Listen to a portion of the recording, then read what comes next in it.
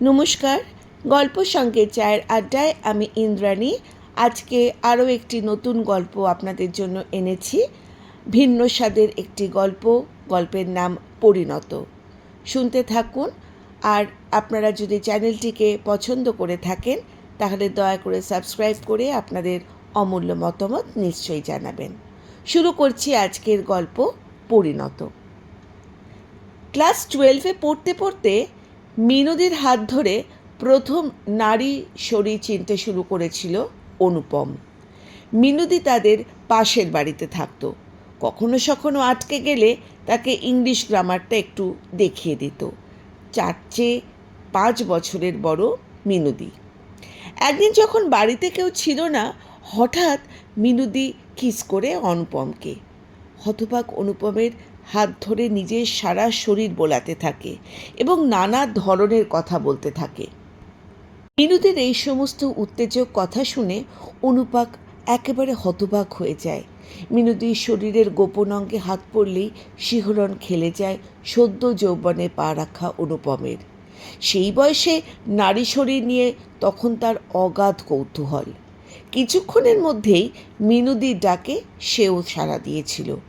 জীবনে প্রথম স্বাদ পেয়ে হঠাৎ করে যেন অনুপমের বয়স এক ধাক্কায় অনেকটা বেড়ে গিয়েছিল।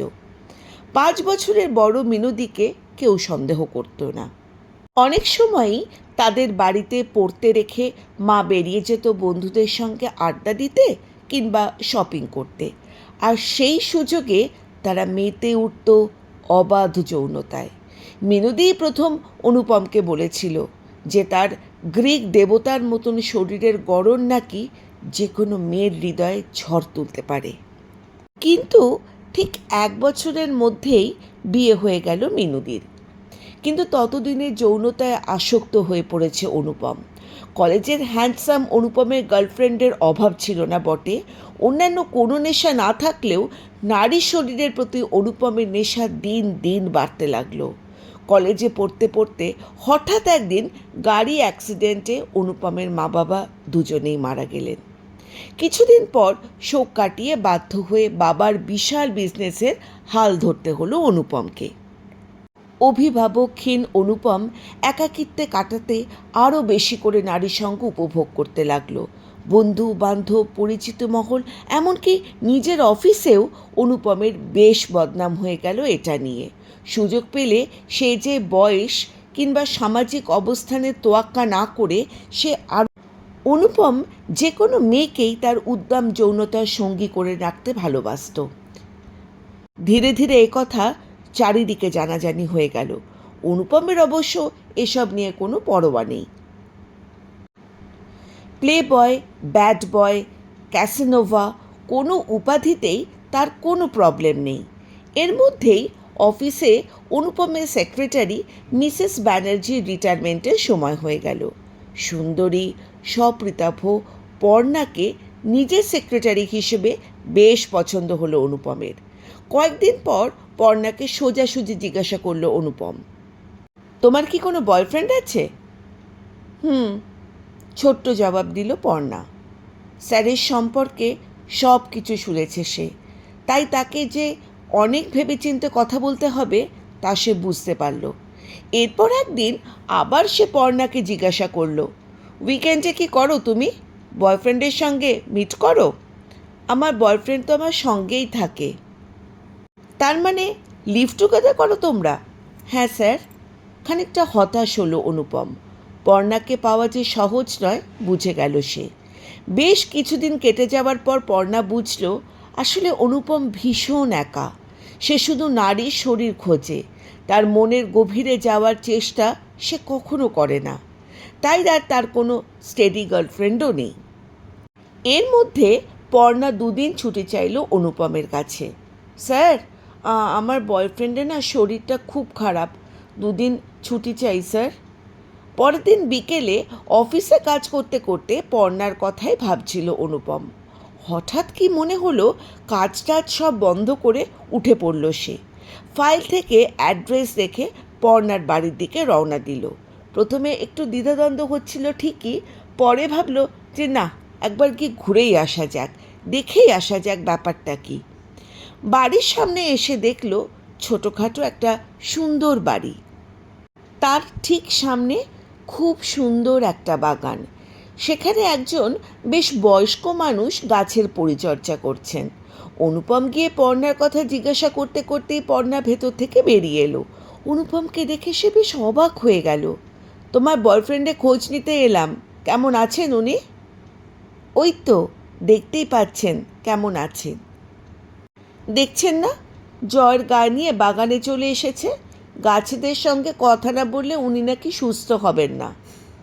অনুপম তো যারপর নাই অবাক। মানে কি, ঠিক বুঝলাম না, কি বলছো বলো তো?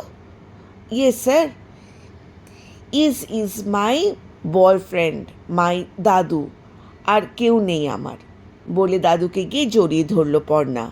এরপর ড্রয়িং রুমে বসে চা খেতে খেতে অনুপমের সঙ্গে অনেকক্ষণ গল্প করলো। দাদু কিছুক্ষণ থাকার পর বলল, আমার একটু ক্লান্ত লাগছে, আমি একটু শুই।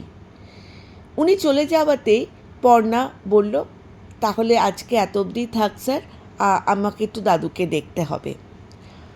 পর্ণা অনেক দিন ধরে স্যারকে একটা কথা বলতে চাইছিল, আজ সুযোগ পেয়ে বলেই দিল। স্যার, আমি জানি আপনি এখানে কেন এসেছেন, আর এটাও জানি আপনি আসলে ভীষণ একা। স্যার, খুশি থাকার জন্য অনেক কিছু করা যায় জানেন। আপনাকে বলতে আমার একটু দ্বিধা হচ্ছে ঠিকই, কিন্তু আমি অনেক সাহস সঞ্চয় করে আপনাকে একটা কথা বলতে চাই স্যার। স্যার, আপনি না যে পথটা বেছে নিয়েছেন তা আপনাকে একটু একটু করে ধ্বংসের দিকে নিয়ে যাচ্ছে। অবাক চোখে তাকিয়ে থাকে অনুপম। পর্ণা আবার বলা শুরু করলো, নিজের হাতে কখনো গাছ লাগিয়েছেন স্যার? চোখের সামনে নিজের হাতে লাগানো চারা গাছটা একটু একটু করে বাড়তে দেখেছেন কখনো? কখনো দরিদ্র, অসহায়, দুস্থ মানুষের পাশে দাঁড়িয়েছেন আপনি? কখনো এমন কিছু করেছেন যাতে তাদের মুখে হাসি ফুটে ওঠে? ঘাড় নেড়ে না বলল অনুপম। একবার করে দেখবেন স্যার, আপনার জীবনটাই একদম বদলে যাবে। আপনি তো ক্ষণিকের সুখের পেছনে এত দিন ধরে ছুটে এসেছেন। এই যে এত মেয়ের সঙ্গে আপনি সম্পর্ক করেছেন, কারোর জীবনে আপনি কোনো পজিটিভ এফেক্ট রাখতে পেরেছেন কি? একবারও কি ভেবে দেখেছেন স্যার এগুলোকে নিয়ে? কথাগুলো শুনে অনুপম এক মুহূর্তের মধ্যেই যেন নিজের চোখে অনেকটা নেমে গেল। আবার পর্ণা বলতে শুরু করলো, আপনাকে একবার চোখের জল দেখার জন্য কেউ কি মন থেকে ব্যাকুল হয়েছে? আড়ালে আপনাকে নিয়ে সবাই কত হাসাহাসি করে। এই যে আপনার এত বিপুল সম্পত্তি, কখনো মনে হয় না সেটা কোনো ভালো কাজে লাগানো যায়? সরি স্যার, আমি একজন সামান্য এমপ্লয়ি। আমার হয়তো এসব আপনাকে বলা উচিত নয়, কিন্তু কিন্তু বিশ্বাস করুন, আমি না আর চুপ থাকতে পারলাম না, আপনাকে কথাগুলো বলে দিলাম। আমাকে আপনি ক্ষমা করবেন স্যার, কিন্তু আপনার মনে হলো কথাগুলো আপনাকে জানানো খুব প্রয়োজন। মাথা নিচু করে বসে থাকে অনুপম। কিছুক্ষণ চুপ থাকার পর মুখ তুলে সে বলে, থ্যাংক ইউ পর্ণা, এভাবে আমার চোখ খুলে দেওয়ার জন্য। আজকে আমি আসছি। বাড়িতে এসে কিছুতেই আজ আর স্বস্তি পায় না অনুপম। মার কথা খুব মনে পড়ছে। মা থাকলে নিশ্চয়ই তার জীবনটা শুধরে দিতে পারত। সে একা কি পারবে? এই প্রথম নিজেকে খুব অসহায় লাগলো তার। এরপর প্রায় 1 মাস কেটে গেছে। পর্ণার সঙ্গে অফিসে প্রয়োজনের বাইরে খুব একটা কথা বলে না অনুপম। বলতে গেলে সে কারুর সঙ্গেই আর সেভাবে মেশে না। নিজেকে খানিকটা যেন গুটিয়ে নিয়েছে সে। পর্ণার কথাগুলো সব সময় কাঁটার মতন বেঁধে তার মনে। এর 1 মাস পর হঠাৎ একটা ঘূর্ণিঝড় আর প্রচণ্ড বৃষ্টিতে নদীর তীর সংলগ্ন এলাকায় বহু মানুষের ঘরবাড়ি ভেসে যায়, আর বন্যা প্লাবিত হয় নানা অঞ্চল। আর সম্বলহীন হয়ে পড়ে বহু মানুষ। টিভিতে নিউজ দেখতে দেখতে হঠাৎ মাথায় একটা বুদ্ধি খেলে যায় অনুপমের। খুঁজে পেতে স্থানীয় ক্লাবের ছেলেদের সঙ্গে কথা বলে সমস্ত খোঁজ খবর নেয় সে। তারপর ফোন করে পর্ণাকে। পর্ণা, আমি এই মানুষগুলোর জন্য না কিছু করতে চাই জানো, তুমি যাবে আমার সঙ্গে? স্যারের কথা শুনে খুব খুশি হয় পর্ণা। অনুপমকে সঙ্গে নিয়েই নানা রকম শুকনো খাবার কিনে প্রায় 1000 খানেক খাবারের প্যাকেট বানানোর ব্যবস্থা করে। অনুপমের যেন উৎসাহের শেষ নেই। না দেখা মানুষগুলোর জন্য সামান্য কিছু শুকনো খাবার কিনতেও তার অদ্ভুত আনন্দ হচ্ছে। পরের দিন বন্যা দুর্গতগুলো মানুষগুলোর পাশে এক অনুপমকে, একটা যেন অন্য মানুষকে, এক অন্য অনুপমকে যেন দেখতে পেল পর্ণা। একদম যেন একটা বাচ্চার মতন, আদরের মতন, একটা ছোট্ট শিশুর মতন ব্যবহার করছে। সবাই যাতে ঠিকমতো লাইনভাবে দাঁড়িয়ে জিনিসগুলো নিতে পারে, কেউ যাতে বাদ না পড়ে, সব কিছু থেকে সে যেন ছুটে ছুটে এসে দেখাশোনা করছে। এর মধ্যেই অনেক বয়স্ক মহিলা খুশি হয়ে অনুপমকে অনেক আশীর্বাদ করলো। অনুপমের খুশি যেন আর ধরে না। সব কিছু মিটে গেলে গাড়িতে ফিরতে ফিরতে অনুপম পর্ণাকে বলল, thank you so much Parna. তুমি না থাকলে এই রকম অভিজ্ঞতা আমার জীবনে কখনো হতো না। বিশ্বাস করো, সত্যি মানুষকে হেল্প করে যে এত আনন্দ পাওয়া যায় তা আমার জানা ছিল না। আমি এরকমভাবে মানুষের পাশে থাকতে চাই, কিন্তু তার জন্য তোমাকে আমার পাশে চাই। তুমি থাকবে তো আমার সাথে পর্ণা? আমার সমস্ত দোষ ত্রুটি ক্ষমা করে আমার পাশে। গল্পটি এখানেই সমাপ্ত হলো। পরিণত গল্পটি আপনাদের কেমন লাগলো আপনারা জানাবেন। আর যদি আপনাদের পছন্দ হয়ে থাকে তাহলে একটি লাইক দিয়ে, যারা এখনও সাবস্ক্রাইব করেননি সাবস্ক্রাইব করবেন। ধন্যবাদ।